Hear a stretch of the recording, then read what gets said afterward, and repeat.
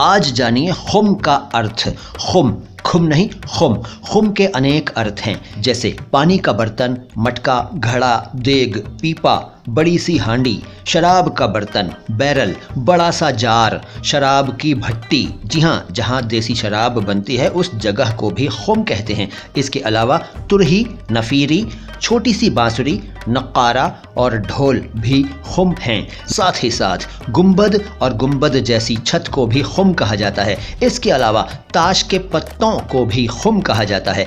इस शब्द के स्पिरिचुअल मीनिंग्स भी हैं। जी हाँ, खुदा के नेक बंदों का वो दिल जिस पर खुदा की रहमत हमेशा नाजिल या अवतरित होती रहती है, खुम कहलाता है। तो खुम के आपने अनेक अर्थ जान लिए। अब इसका अपने हिसाब से वाक्यों में प्रयोग कर लीजिए। खुम। इस चैनल को सब्सक्राइब नहीं किया है तो सब्सक्राइब कर लीजिए और वीडियो को लाइक किए बिना मत जाइएगा। शुक्रिया।